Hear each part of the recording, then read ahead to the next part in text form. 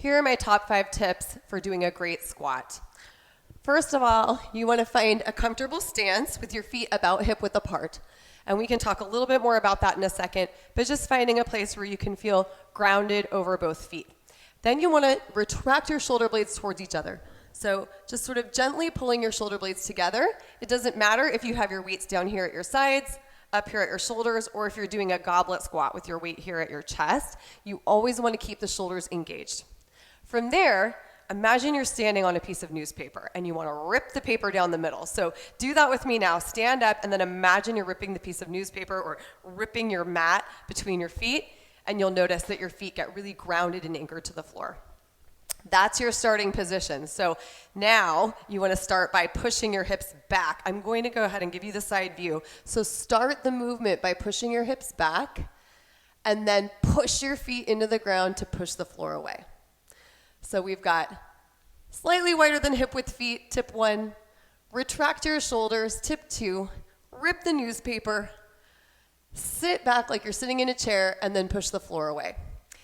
Bonus tip, a lot of people ask me is, how far forward should I be leaning, or should I be keeping my torso like straight upright?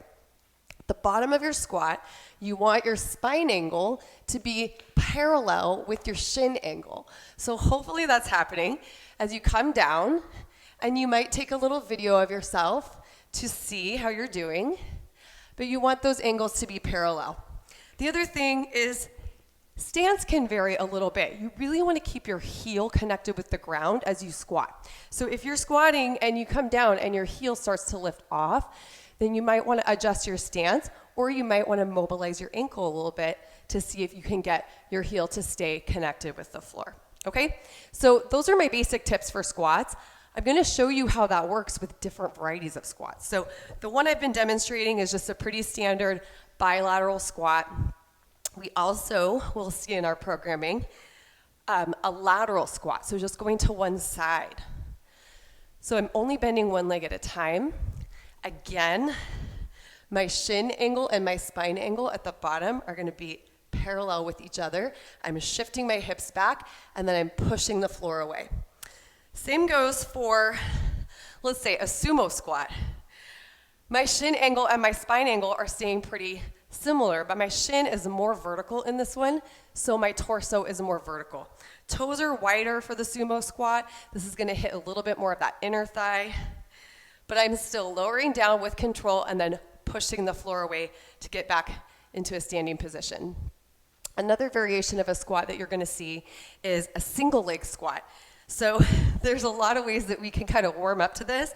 I encourage you to start maybe with like the tip of your toe on your non-working leg touching the ground, but just using those same skills, sit your hips back and then push the floor away. At the bottom, spine angle and shin angle hopefully match. And of course, it helps to keep a smile on your face for this one because it will be wobbly. You know, when you're doing it without your toe on the ground, you just want to get this leg out of the way.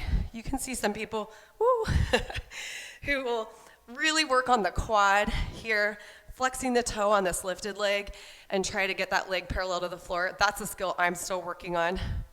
But for now, think about getting that out of the way.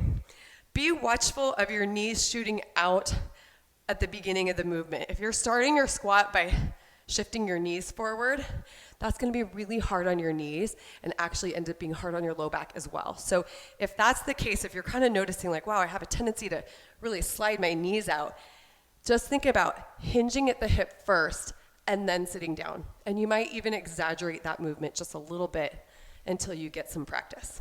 Hope those tips help with your next set of squats.